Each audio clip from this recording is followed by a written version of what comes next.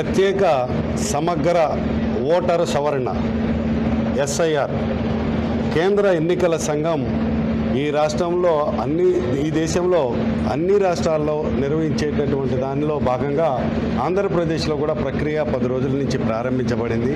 ఇప్పటికే అనేక రాష్ట్రాల్లో గందరగోళాలని ప్రజల్ని తీసుకొచ్చేటటువంటి గందరగోళం ఆందోళన సృష్టించేటటువంటి పరిస్థితిలో ఉన్నది. ఈ సందర్భంగా మేము అడిగేటటువంటిది, గతంలో ఎన్నికల నిబంధనల ప్రకారం మీరు ఉంచినటువంటి ఓటర్ లిస్ట్ అనేటటువంటి ఉన్నది.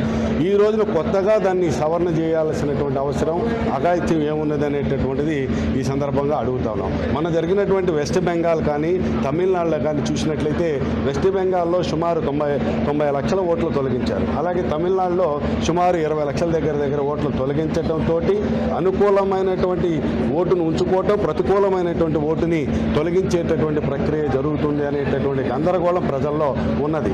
ఈ సందర్భంగా మేము అడుగుతున్న ప్రతి ఇష్యూలో కూడా ఆధార్ లింక్ చేసేటటువంటి ప్రభుత్వాలు ఈ రోజున ఓటుకి ఎందుకని ఆధార్ లింక్ చేయట్లేదు అనేటటువంటిది ఆలోచించాల్సినటువంటి అవసరం ఉన్నది. అంతేకాదు ఈ రోజున ప్రక్రియ ఇంటింటికి చూస్తే విజయవాడ నగరంలో గందరగోళంలో ప్రజలందరూ కూడా పడుతూ ఉన్నారు. ప్రతి ఓటర్ లెక్క తీసుకొచ్చి కొత్తగా ఎవరికి వారిని ఫోటో ఇవ్వమంటా ఉన్నారు. ఫోటో ఎవరి దగ్గర ఉంటుంది? అసలుకే రెక్కాడితే డొక్కాడినటువంటి పేద ప్రజలు నివసించేటటువంటి ప్రాంతాల్లో వారికి ఓటు హక్కు పైన ఉండేటటువంటి హక్కు యొక్క విలువే అంతంత మాత్రంగా ఉన్నటువంటి తరుణంలో ప్రతి ఓటరు ఫోటోలు తీసుకొచ్చి ఇంటెల్లిపాది ప్రతి ఒక్క ఫోటో తీసుకొచ్చి వాళ్ళకి ఇవ్వటం అనేటటువంటిది చాలా కష్టసాధ్యంగా ఉన్నది. జనాల్లో కూడా గందరగోళంగా ఉన్నటువంటి పరిస్థితుల్లో ఇది కేంద్రంలోని ఎన్నికల సంఘం మొత్తం కూడా కేంద్ర ప్రభుత్వం ఏదైతే చెప్తుందో చెప్పేటటువంటి దాంట్లకు అనుగుణంగా డూడు బసంలాగా తల ఊపే ప్రక్రియలాగా కనబడుతుంది తప్ప మరొకటి కనబడట్లేదు.